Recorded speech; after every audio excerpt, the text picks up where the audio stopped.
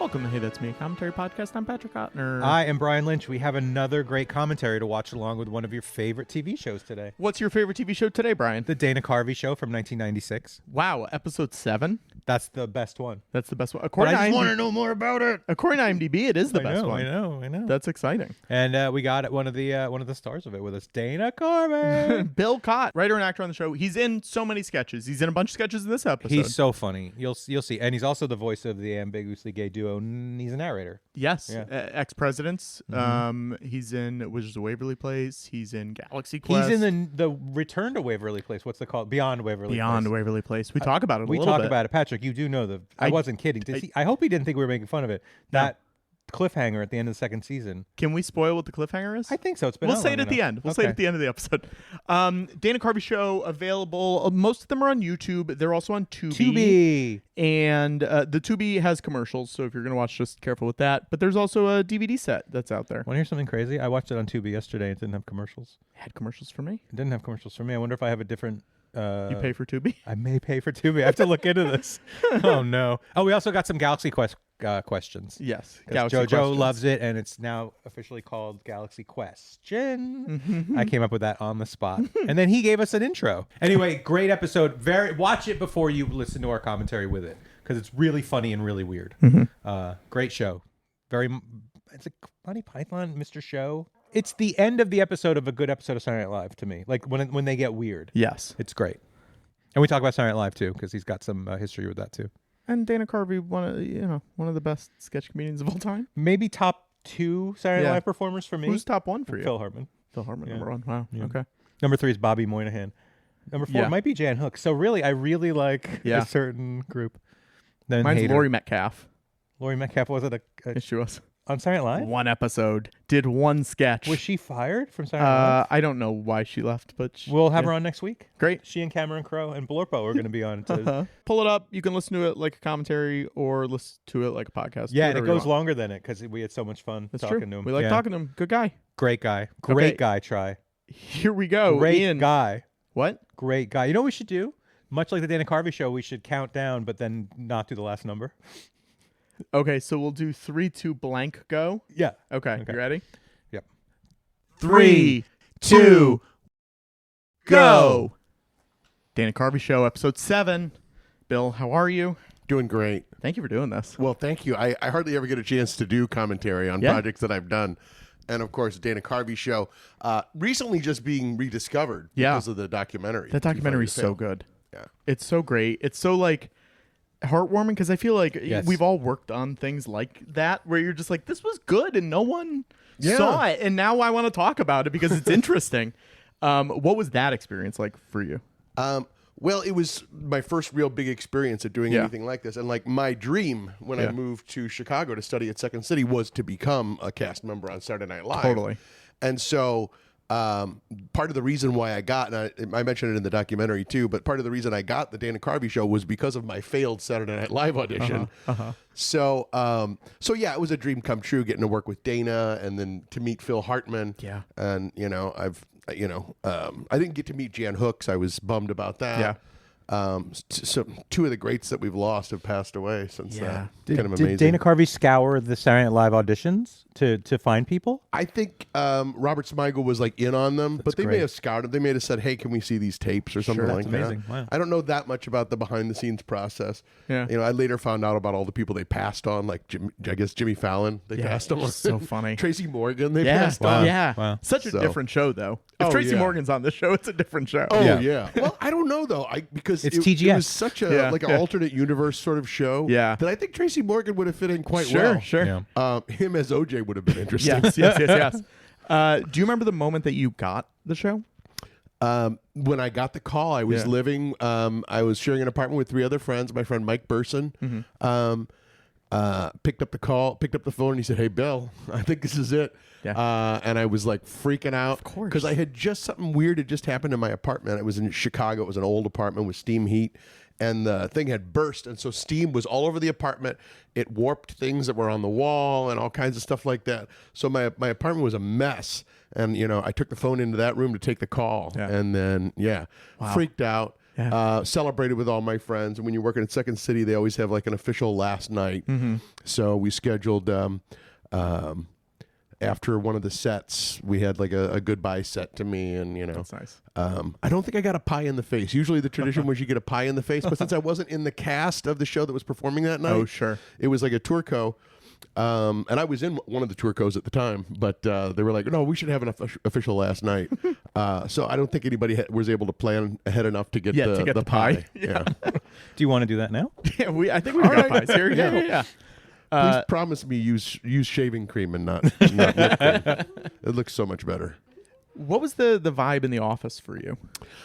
It was interesting. I was used to working in banking. I was a bank teller prior to getting hired at Second City. So I showed up at 7:30, 8 o'clock in the morning for the first day. No one was there, not even the administrative staff or any of the production staff or anything like that. So I waited down in the locked lobby before I got up into the building. And then I would leave at 5 o'clock. Sure. I'd be like, oh, it's 5 o'clock. Sure. I would go home, pick up some Chinese food, sit in my apartment, and watch TV. I didn't realize most of the work was being done at that hour in the office after I was leaving. So I think I missed out on the creative process a lot. I was sharing an office with Mike Stoyanov, who was... He and Dino Stamatopoulos were pretty much writing partners. They had known each other since Chicago, and I think they both went to Columbia. But they were really good friends. And so I would hang out with them, but they were kind of partnered up. And I wasn't partnered up with anybody. Heather Morgan and I tried to write some things together. None of that got on. Yeah. But so I felt a little bit in the dark about the process, which later on I read Jay Moore's book, Gasping for Airtime, and I realized, they were just following the Saturday Night Live process. You drop somebody in. One of those things where it's like, that's what they know. That's all they know. The thing is, when you drop a soldier in the middle of a jungle, they've at least been through basic training. And I knew how to write comedy, but I didn't know what their process was. How do you submit? Who do you talk to? Do you write with somebody? Do you write alone and submit? Sure. Is there a more stressful book than Jay Moore's book? It's a bummer. It's sad. It really is. Yeah. Oh, here we go. Hey, that's me. Not the chair. Hey, I'm JFK's rocker. You're so back. good. Yeah. We're talking to the man himself from the sketch. There he is. That's me right there in the front row, looking very innocent and obvious. With friend of the show, Steve O'Donnell, behind you. Oh, yeah. Now... It was this shot. He brought me on board several times at the beginning of the Jimmy Kimmel show. Oh, Steve did. Yeah. He's a good guy. I like him. Yeah, very nice. One day, the day that the Virgin Record store opened in Times Square, I was. It was the middle of a workday, I think, but I think it was we were off. It was a holiday, and I was coming back from the laundromat with a bunch of my clothes, and I ran into him and Spike Ferriston. Oh, yeah? And they said, hey, we're going to check out the opening of this. And I was like, okay. I wouldn't have even known it existed. That's amazing. It was happening.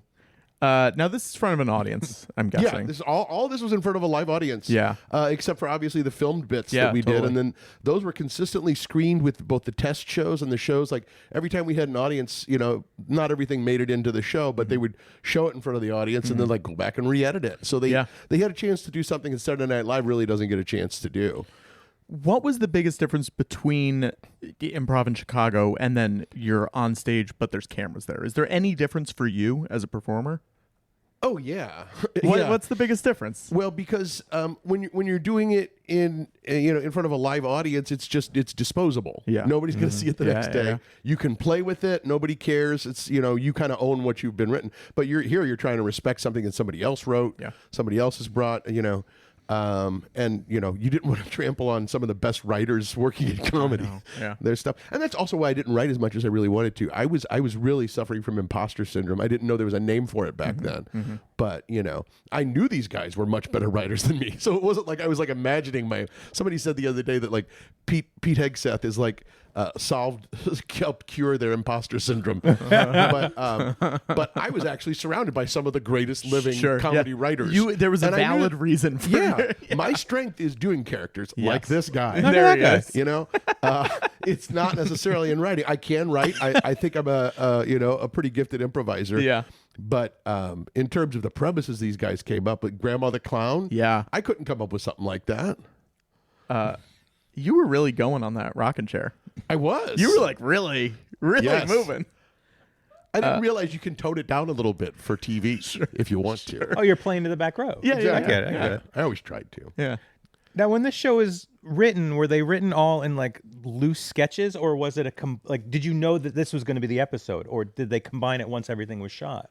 They combined it after things were Okay, shot. so there was because not we would organized. shoot things wild. There's a bit, I think it might be in this episode, where Steve Carell is playing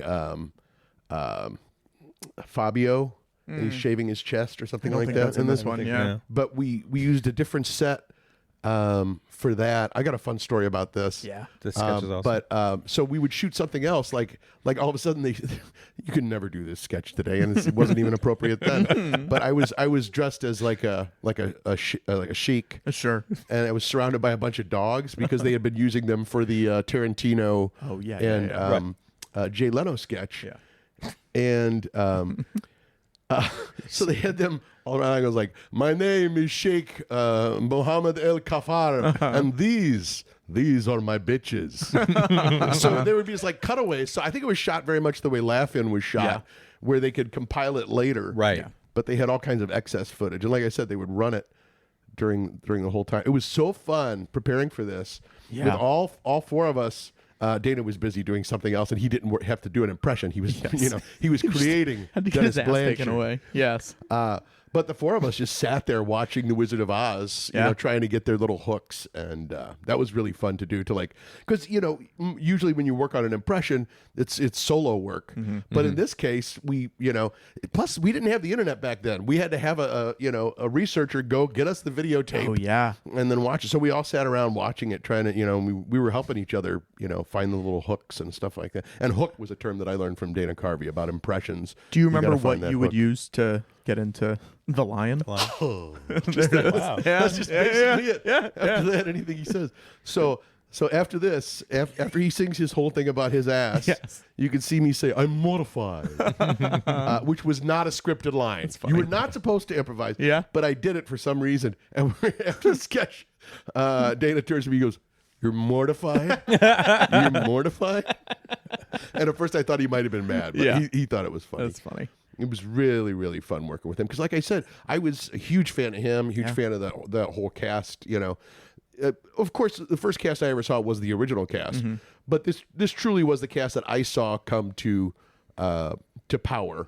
Him, Phil Hartman, Jan Hooks, Kevin Nealon, all those guys. And John Lovitz, who was always around, but they never found a good... But I think he might have been... He was signed to his own Fox show at the time. Sure. Wow. So maybe he couldn't, but he was part of the whole thing. And there was an embarrassing moment when we were, he took I guess it's a tradition that they do at Saturday Night Live too, but he and Smigel and Louis took us out to dinner at the Four Seasons. My favorite reveal. So good. But they took us out to dinner, regardless of what happens, from the final audition. These were the folks that they really wanted to get to know and wanted to let us know that we were special to them. Yeah. So Smigel leans over to me and says, "Hey, I'll give you $500 if you go over there to Lovitz and say, Mr. Lovitz, I love the liar, but then again, all America loves the liar." And I said, "Oh, hey, it's me again." Yeah, there you go. I'm not supposed to reveal my wouldn't true know. identity, but that is me. You That couldn't 7-year-old guess. 7-year-old girl voice, Yes, right? Yeah, exactly. yeah. So good. My hands look really good there. I did some serious good hand hand work. acting. I almost did a double knuckle on that one. And that's me, Jorge. Was that hard to get into that character? You're doing a one-man show with this guy now, yeah, right? yeah. This one was the harshest. I had to prepare the most for that. I spent a lot of time in I did a lot of shadow work. As they talk Months about to purge on it. the TikToks. So how did Lovett? Did you do it? So, well, the thing was, I said to Smiley, I said, "How about instead you just give me the job?" And he goes, "Well, I can't guarantee that." And of course, he didn't give me the 500. But I walked over there and I made a big deal of it. I thought he just meant me to say it. But I walked over, stood next to Lovitz. Everybody's attention was to me, like, "What's he doing?" Oh, no. And then I said it, and Lovitz gives me this look like, "Who the hell is this kid?" Which he had also... Dana kind of put me on the spot when he was like introducing me to Lovitz and some of the others. He's like, "He's great. He's like you and Hartman like mixed together," because I do this like a lot of 1940s stuff. Yeah. I'm like, "You don't want to say that to Lovitz." Yeah. You know, But he's man, also what a one of my compliment. heroes. What an insane compliment. That's Here's amazing. the new Wow. young kid who's like you but younger. I wish I could have videotaped. You're some not of those needed. things back in the day. Yeah, and said, totally. See, Yeah. somebody love me. Somebody love me, Mama. Everyone loves you. Everyone loves you. America loves you. Thank you, Mom. You know? Thank Yeah. you, Mom. What was the moment where you were like, oh no, maybe we have a problem with? When I saw that they decided to open the show Yeah. with breastfeeding Yeah. puppies, Oh, the very I first was, thing. oh my God, I was incensed. I Yeah. was like, why the hell? Because I personally, I know a lot of people who enjoy the show now love it because it's become like iconic. Sure. But I was like, we've got much funnier stuff like that in the can. We've got Grandma the Clown. We got the Yeah. Techno Future. We got so Imagine many if they things that opened America with could have. Grandma the Clown. Maybe not open with Grandma the Clown. If they would have opened with Techno Future, Yeah. I think we would have killed it. Yeah. Because, and there was also that never made it on the air. I don't think there was a segment we were going to have on the show called the Onion News, and Steve Colbert was the going to be the anchor. Oh, interesting. And we taped several things. Wow. And Glazer played a stoner in one of them, and Yeah. I can't remember what all it was, but that never took off, or there was a problem with the branding, or Yeah. maybe the network had a problem with it. But that was a fun little thing that could have been. I wonder if anyone still has those, because I think this DVD has deleted Has stuff. deleted scenes. Yeah, Absolutely. but Whoa, what? Yeah, Yeah. I don't know what it is. I would be interested in seeing that because there were so many things that we shot. There was one where Heather and I were the parents of the pranksters, Oh, they're great. and so we get called in the middle of the night to bail them out. And I was like, "It's them again." They're at the police station, so we get out. She's in her night coat. I'm in my robe. And we get in the car. We go up to an ATM. Yeah. We get the bail money, and as the money starts shooting out, we go, ah! We got in the car and drove away. It was a perfect wrap That's around for very all funny. that. That's great. Yeah. Never aired. What a good Yeah. period to the sentence. That's so Never good. aired. Yeah. And I think you only see a small clip of me as Rush Limbaugh in one of them, but I did several different Rush Limbaugh bits that wow. never made it to the air. That was, I think part of it, that was what got me the show, was my Rush Limbaugh impression. Wow. That and my Jackie Gleason taking a difficult crap. Yes, yes, But yes, that was my best impression at the time was Rush Limbaugh. Huh. And Perfect timing for it, because he was killed, at yeah. the Oh, right height of his now. Do it powers. right now. exactly. Yeah. Now I could just. We'd I have to could just- remind the audience who. Yeah. Yeah, which is a good Remember thing. that one? That's a good thing. That's true. Did you hear from Rush about your impression of him? He told me he loved it. Oh, good. No, Okay. He's he's just a supportive, nice guy He's in a general. fellow Missourian because Okay. he's from the boot heel of Missouri. Yeah. But yeah, he just remains under the boot heel. Well, I guess because the original order, I think, was for 12 episodes. I think they said that in the doc, maybe. It might have I been. thought it was Yeah, for I 10 was in and the they only dark did about 8. all Maybe that. that's what it was. Yeah. But they had, I'm sure they had a bunch of that extra stuff, and they're like, well, we'll put it in the later ones Yeah. and whatever. And The story about how I got the show is so much more grand than the story about how I found out we lost the show. Oh, yeah. Here's another one of the roles that I'm like, why didn't I get that one? Yeah, I think yeah, I yeah. was literally in the costume department or something. Yeah. But like they were telling me, I would say like, I could do more than this. you know? are also in the sketch. I am, yeah. Yeah, so maybe they were like, we don't want you doing two. I don't know. Okay. I Yeah. don't. I'm trying to think in Smigel's head right now, Both Don't- Smigel and Carvey are can't do it, playing other Patrick. characters in Yeah. the same sketch, so I a don't good buy point. that argument. Well, they would tell me, they were like, well, there's just not that many like big guys who are Yeah. in the news right now. So, but then there would be roles like that. Yeah. Bobby, one of the props guys who was awesome. He used to work with Belushi and the original guys wow. from SNL. He would be like, Billy, you let me know anytime you need something. We'll get, food to you, snacks to you. We can get, he would always brag about these things that Belushi used to have, which would be like a Cocaine. cover. Well, never offered me any of that. But I think I probably could have gotten some. But a little cover for a Coke can that you put over a Budweiser Oh, can yeah. so people can't tell what's in it. And apparently Oh, Belushi wow. used those all the time. Wow. And he said, I can get you one of these. You want that? And I was like, no, thanks. But when we did the Nixon sketch, which I think is in this episode, they got me like 3 extra steaks because I was young and would eat all the steak that they would bring me. Sure. Why wouldn't you? Yeah. Yeah. So That's I so abused funny. that privilege that one I time. mean, that's kind of an amazing time to be working in comedy and New York television stuff, Oh, because it yeah. is all the old SNL people, and it's like all Yeah. the guys. I'm sure there were like honeymooners people or whatever, where you're like, these guys have been here for 50 years doing this. Yeah. There you are. Was that are you on a green screen here, or is that just a An big oversized set? behind you? I yeah. think it's an oversized set. Nowadays, you'd probably just do it with a green screen. Yeah. but that was oversized and the giant. great. They were kind of unsafe about the big foot. I think is it who's it? Michael Jordan or Scottie Pippen or somebody? Yeah. Somebody's giant figure comes in here at the end. Notice I'm doing the foot dangling because I'm like, well, I got to do something. Yeah. I got to do something to get some attention to this sketch.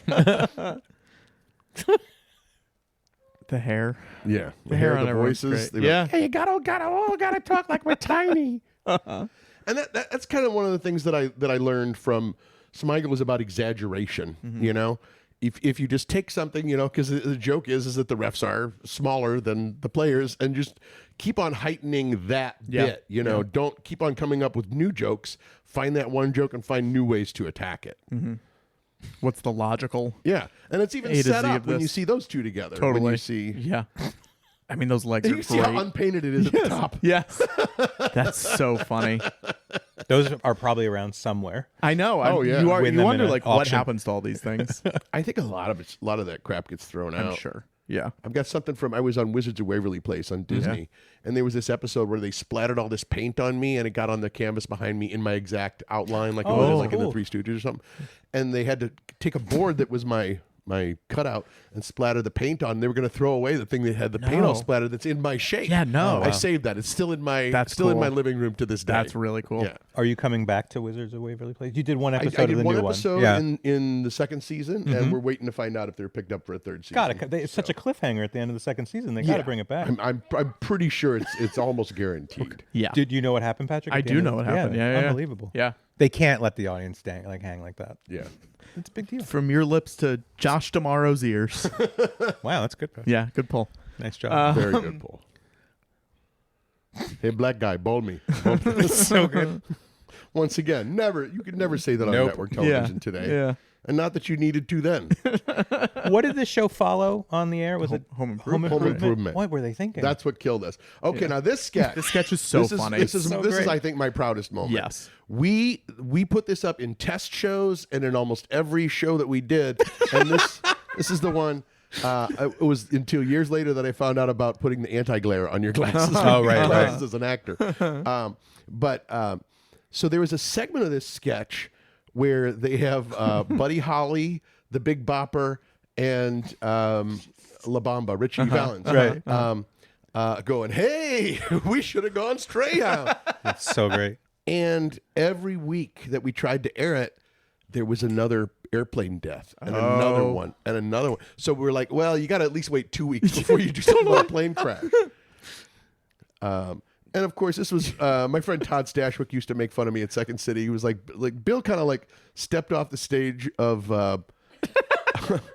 your show of shows because I Yes. always sounded like somebody from the 50s. Yeah. You know. Yeah. And that was my chance to kind of bring that aspect of me to the show because that was definitely not a 1990s style anannouncer. Such a funny sketch. What were your inspirations when you got into comedy? Like, what My made you inspiration want to- definitely Jackie Gleason Yeah. was one big one. Yeah. Other inspirations, John Candy, almost all the big guys Right. in sketch comedy at the time, but also Albert Brooks. I loved Albert Brooks, Mel Brooks, all the Brookses, Max Brooks Max Brothers. Yeah. and Smigel too. You know, Sure. because I was still young when he was, starting to rise up and do all this stuff. It's a fun thing. This was originally John Glazer's audition piece. Oh, interesting. Yeah. Was it King Hussein of Jordan? Yeah. I think it is. Yeah. Yeah. And Smiley, there was a couple things like that, like Elon Gold, who's amazing. Yes. He's got a very funny Howard Stern impression He's on got this a show. funny everything Yeah, yeah, impression. He had an impression that Dana wound up doing on the show, which was of I'm trying to remember his name, the talk show host Grodin. Charles Charles Grodin. Grodin. Yes. Thank you. Patrick's hero. One of my guys. That was kind of a bit that Elon did, and then they were interesting. like, okay, tell you what, we'll put you all over the show. Yeah. Because Dana was looking for somebody who was new and relevant and was a host of something. And No one Grodin more was relevant than Charles Grodin. Of course. Well, at that time he was. He had his own show. Of course. And there was a bit, I don't think it ever wound up airing, where I was Butterbean, the pro boxer. Yeah. And I was being interviewed on the Charles Grodin show. That's fun. Yep. That's fun. So how did you find out that it got canceled? You said very anticlimactically. Oh, yeah. Reading USA Today. Oh no. Nobody called me. My agent didn't call me. Oh, no. Nobody from the show called me. Yeah. Didn't really have any moment of reconciliation until we were doing when the Ambiguously Gay duo wound up on Saturday Night Live. I also did. There was a World Leaders in Their Baths where I was Boris Yeltsin, and Colbert was in the tub with me as Willie Nelson, and we were singing To All the Girls I Loved Before. And we had harmonies down and everything. I got to harmonize with my. And Colbert was my very first improv teacher. Oh, that's so cool. Yeah. That's so cool that you guys got to do it together. There was nothing like this show. It was so good. Thank you. Yeah. It was an honor to be in the show, and more so as time went on and more people discovered it. And then I find out that people like Bill Hader, who I love, was a fan of the show. I hope to meet him someday and say, like, do you remember me? You videotaped every one of our shows. Had you, you guys had shot the 8 when you found out, though? Like, you didn't have to go back and shoot the last episode or whatever. No. You were done. Well, we thought that episode was going to air, and we were told that week, oh, no. We got preempted, so we got to watch it screened at a bar, and everybody got together. And I got some fun pictures of that night. Yeah. But what was the vibe at that bar? So happy, probably. Yeah, I'm sure. it was. Well, here was the thing. The rumor was, doesn't matter. Lorne Michaels just says he wants to produce this out of 8H. So we're just going to push it right over there.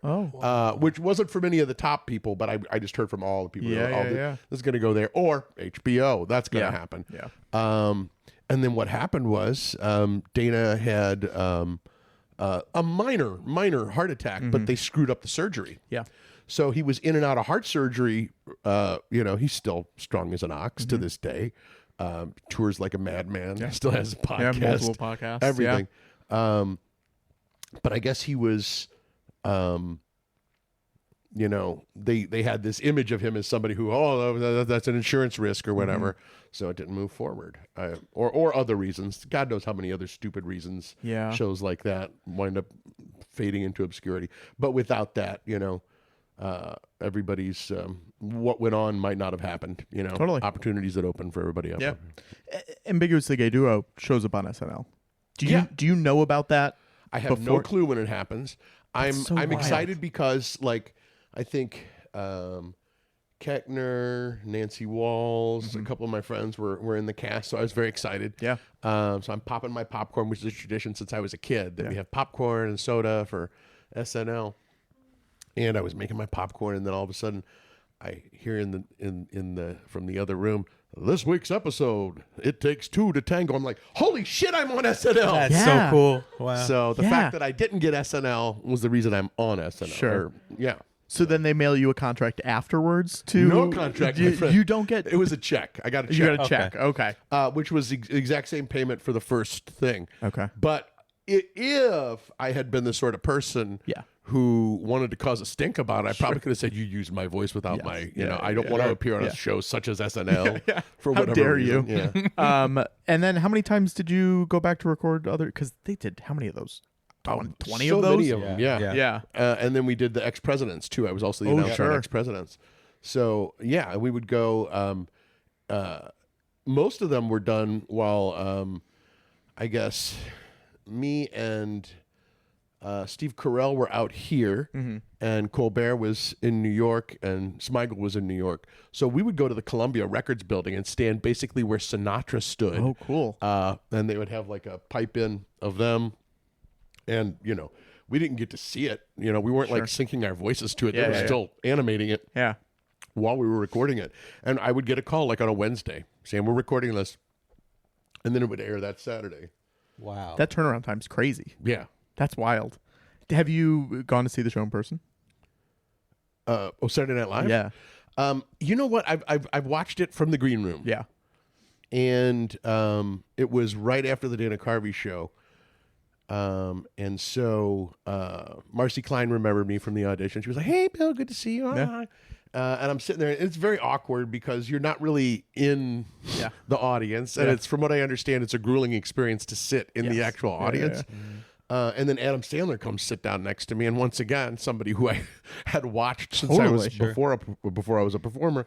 And I'm, looking at him, and I want to like tell him that. But at that point, I thought, I didn't realize that, how much people enjoy being told that you enjoy their work. Right. I always thought you'd sound like a kiss up and somebody who's like, trying to curry favor by telling them that. Yeah. So I would always not do that.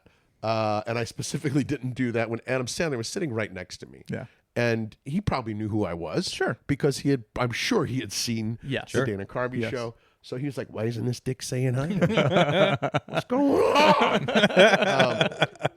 But then again, when you're a visitor to a show that somebody else is on, they can kind of say like, hey, how you doing? Good you seeing this? I used to be on this. Yeah.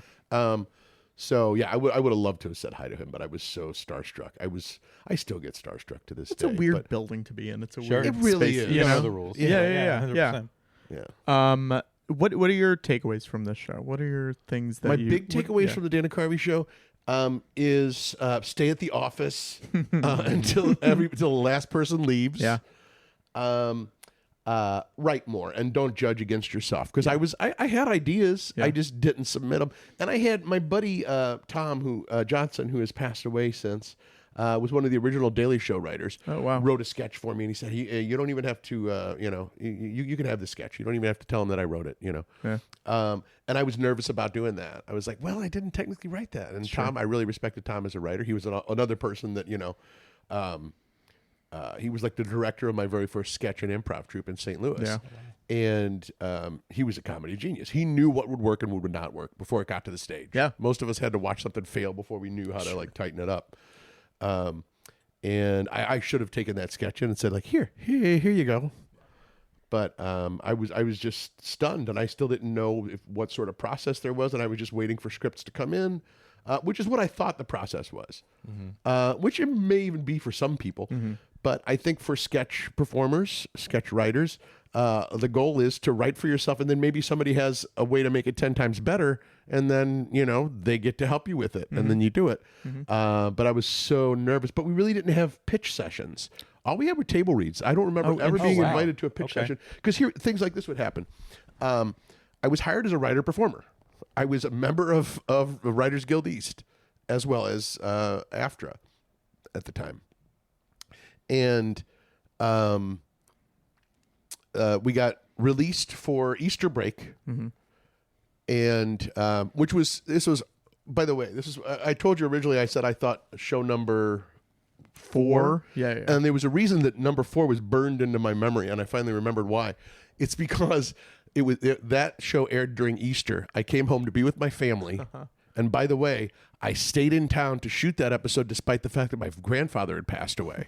Because I was like, other people would take the day off, but when you're in TV, the show must go on. And I was only in one sketch that week, and it was the Prince Charles sketch, which was, it was a really funny idea, and I got to be Henry VIII and all that. But that didn't even air in that episode. Oh no! we filmed that one 3 or 4 times too before it actually made its way into the show. So I'm home watching the show with my whole family. We're so excited, and I wasn't in that episode at all. And that was the one that caused me to miss my grandfather's funeral. Yeah. So that was another takeaway: is you go ahead and go to the funeral. Yeah. There's only one funeral. Yeah. Your grandfather's only going to die once in your lifetime, so make the most of it. Yeah. Enjoy it. Yeah. The recurring segment on the show now, Brian, is JoJo's Galaxy Quest question. Oh, yeah. Because whenever we have someone from Galaxy Quest on, JoJo likes to ask a question. It's JoJo's favorite movie. It's her favorite movie. Yeah. It's my favorite movie. So I guess I sort of have 2 questions, which is the first. Nope, just one. No, Brian does this every time. I'll take I always have 2 questions. This is Galaxy Quest. Did you audition for it, or did they ask you? Because it's to audition for something, they're like, okay, there's this world that exists and there's fans of these characters, but you don't know what the idiosyncrasies of the person who he's a fan of are, right? So did you come in there with that, or did you get a little bit of insight into what it was, or how did that I had no real insight, did not have a script. Okay. And so I went in, and it was in that, I can't remember the name of the building now, but it's that old 1930s building on Wilshire that used to have the big Asahi sign at the top of it. Oh, I don't know. But anyway, I walked up, an extra flight of stairs, because I think in that one, they're like the elevator's broken and you have to, but anyhow. Amazing. Of course. And it was hot. Yeah. I remember sweating. And I got in there, and I did like a salute. They didn't say like he does a salute, but I was like, oh, there should be like a thing like like the the Spock thing. Yeah. And so what I did was what I wound up doing in the show was you see like a Roman salute, Senatus Populusque Romanus. But what I did was I did one where I crossed them. So I made like a cross with both my arms, and then put my arms out to the side perpendicularly. And they were like, "Hold on just a second." I said, "Are we doing one or two now?" And they said, "Oh, we're just doing one." So I was like, "Wait a minute! You're Nobody like told me on this. the wavelength I think you of- just stole my idea." Yeah. No, they didn't steal it. But so I knew I was on the mark by having some sort of salute that was in that. Got it. And then it was like 3 days in the Palladium, burning hot because all these people are in velour and latex. Yeah. Yeah. Did you have to get like a cast for it, the thing you had on your head, or did they just put a funny one that didn't quite fit on your head? Do you remember? I think that was more the case. I don't remember getting fitted for that. There's other things that I've gotten fitted for. When I did the Carvey Show, one of the first thing they did was get us all done because there was always going to be some prosthetics that we're going to need to have. Yeah. So you're used to that. And I did an episode of CSI where they cut open my chest, so they my God. they had to shave my chest. Oh my God. From which ever since then my chest hair always overgrows. I think as a result of that. But so they took a cast of my face so they could have like a and then all that. And so I've had several times where I've had the goop all over your face and body. It's crazy. And then how much time did you spend shooting? Because it's such a quick moment and it's so funny. It was 3 days in the Palladium because so it's such a setup because you've got all these people along the table and there's this back and forth. So you were for 3 days. You were on set and you were like filming all of that. That's wild. A lot of the time I wasn't on set. I was in an air-conditioned trailer. Thank God. Yeah, I was like, whoo. Yeah. Thank God. But for the parts that I did need to be there, they needed to shoot over my shoulder or they needed to have me in the back round of a shot. Yeah. Yeah. It's very funny. It's one of my all-time favorite movies. And I don't know. I make my parents watch it every Christmas. Like, that's awesome. Because it came out during the holidays. Two of the movies that I've been in came out during the holidays, and even though they're not holiday themed at all, people associate it's that and the movie The Ringer, which came out on December 23rd. Oh yeah. In 2004. I love it. I don't know. Do you have any fun stories from doing that and like meeting all of them? What a weird group of the whole cast is like they're such giants, and Alan Rickman's not here anymore. And I don't know. Do you? I was intimidated by Rickman. If you're already the sort of person that gets starstruck as I am, and then there's like Alan Rickman in front of you who's played like villains that kill people.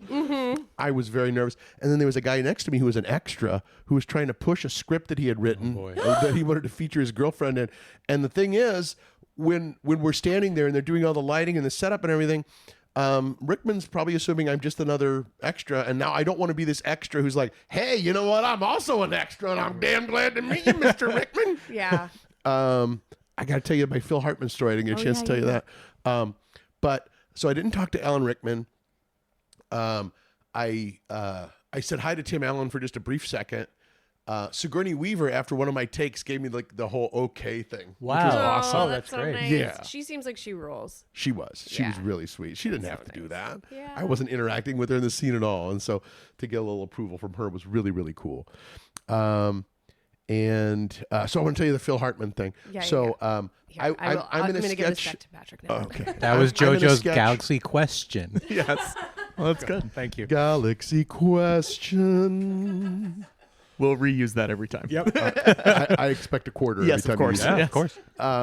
And by that I mean a quarter bag of pot. So I'm there. I'm in a tuxedo and a fez for the Oscar sketch that they do, where the foreign directors think that they're being announced as winners. Yeah. And Phil Hartman is there in the makeup chair getting made up for Larry King. And so I'm just sitting there with this dumb grin on my face watching him get made up and be like, I am on a show with Phil Hartman. And he turns to me and he says, so, are the Shriners in town? And I just went, no. That's all. I could have come back with anything. A perfect yes and. Yeah. Right there, yeah. That's so funny. And a comedy duo was born. Yes. That's amazing. You had that moment. I mean, he's the greatest. Yeah. That's amazing. You've been lucky. You've been around a lot of the greatest. Patrick, they've been lucky because they've been around him. Oh, Exactly. That's true. You're right. You're right. They had the support of moi. Yeah. Thank you so much for doing this. It's been a pleasure. It's Thank so you. fun. All right. We'll see you guys. Bye, Patrick. The Dana Carvey Show. And not sponsored by anyone this time. Number 7 did not have a sponsor because at this point, No one I wanted think to be they sponsors. had offended all their other sponsors. You know why? Like, remember the Mountain Dew? Yes, Mountain of Dew course. sponsored them, and they talked about how it looked like pee. Yeah. Not a good idea. Well, it's funny. Really funny. I love the show, and it was great to hear him talk about it. That was really fun. He had a good Saturday Night Live green room story. I'm sure you have a lot of them too, as you work there. I was a not a guest on Saturday Night Live. That would make it seem like I hosted it. I was invited to go, and I thought I was going to be sitting in the audience, and instead they're like, "No, you're in the green room." And we went, and Chevy Chase was also there. And he was yelling for an assistant the entire time. And then finally a PA came in and went, "Mr. Chase, if you're not on the show, you don't get an assistant." And he flipped out. He flipped out. And then he talked about things that he shouldn't have talked about. Anyway, It was the cowbell episode. So I got to see that live, which was really fun. Yeah. And That's crazy. Toby Maguire was the host the next week. Yeah. And I was friends with Ethan Suplee, who is friends with Toby and was his +1. Famously friends. So I hung out with them at the after party as well. Christina Aguilera, the musical guest, came up to her, sent a friend over to Toby Maguire and said, "Hey, come over. Christina really wants to talk to you. Come on over." And he said, "Oh, that would be great, but she can come to me." Never happened. Anyway, I thought that was really cool of Toby Maguire. That was my fun. That was my fun. One time Saturday night. I was backstage and I don't think I've ever told this story. Okay. And Al Franken opened up a large refrigerator. And this is during the show, screamed, "Where's the fucking oat milk?" and then slammed the refrigerator. That was my favorite catchphrase of his. It's so I'm good enough. I'm smart enough. God damn it. Where's the fucking oat milk? So good.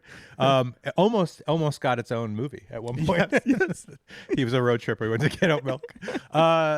This is a great episode, Patrick. Wait, we got to talk about the ending of Beyond Waverly Place. No. Okay. Well, go ahead. Spoil it. There's Selena- two. Well, there's a revelation and then something. I'll let you do it because I just know what happens. I feel like you have watched it. The main girl on it. It Selena turns out- Gomez? No, she's not the main girl on the new one. Yes. She's she goes and lives with Selena Gomez's brother. Yeah. And the reveal in it is that she's actually Selena Gomez's daughter, her Crazy. character's daughter. Crazy.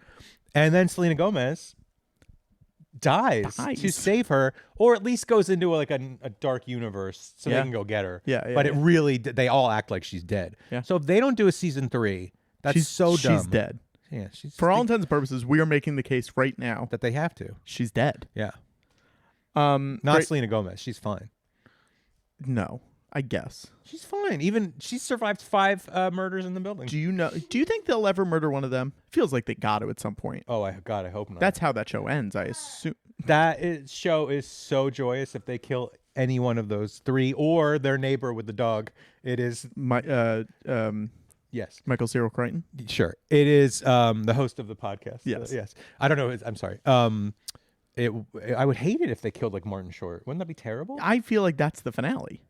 Well, that's why you shouldn't be writing for that show. Or all 3 of them die in the finale. Oh my God, Is no. that the better way to do it? No, a happy ending where they go their own way. Or they make the building eternally safe or something. Henry, you don't have a microphone. They make the building eternally safe, like they seal it with a dark portal. incantation. They pull out Selena Gomez from the dark portal. No, they should never kill one of those. That's insane. It's such a happy show. Why would you do that to them? I don't know. Who would you kill of those 3? Selena. What? You'd kill the young one? Yeah, I think that's the irony. Have you seen the show? It's not like that. I did stop after a certain point. No, I love that show so much. Henry loves it too. My kid loves it. Fun episode, Brian. Wait, of what? Everything. Yeah. This is a great episode, Patrick. You really knocked it out of the park getting this guy into your apartment. Yeah, thank you. You're so good at trapping appreciate people in your apartment. It's honestly, it's crazy that it works every time. People can check out our Patreon. Oh, that'd be great. Is that where we do bonus commentary or bonus podcasts? Bonus not commentaries? podcast. Some commentaries. There are bonus ones? Yeah, all the trailer commentaries we did for your movies. Oh, that's right. There's a What whole bunch fun. of bonus podcasts that are going up. They're really fun. I there's- listen to all of them. Yeah, movies that are synced up with the commentary, TV shows that are synced up with the commentary. You We can tell you. ask questions to the upcoming guests. Yep. and it's a very fun place. We got some, And we have a poster coming out with me and Patrick. It's like a feet pic, and we signed it. And it's gonna be good. Brian's making that. Yep. Patreon.com/commentary. Also, go leave reviews on Apple, Spotify, wherever you listen to podcasts. It genuinely is nice to read and nice to see it happening. I want to get us to 3,000 reviews by the end of the month. We're not close, so you guys better hurry up. Yeah. Thanks so much for listening. We'll talk to you soon. Thanks for listening to Hey That's Me, a commentary podcast. This has been a That Was Just So Funny production. Your hosts have been Brian Lynch and Patrick Hotner. Music was by Alex Peabody, and our art was by Abigail Noy. You can find out more about the show by going to HeyThat'sMePod.com and checking out our Patreon at patreon.com/commentary. If you've enjoyed the show, please leave us a review on Apple Podcasts.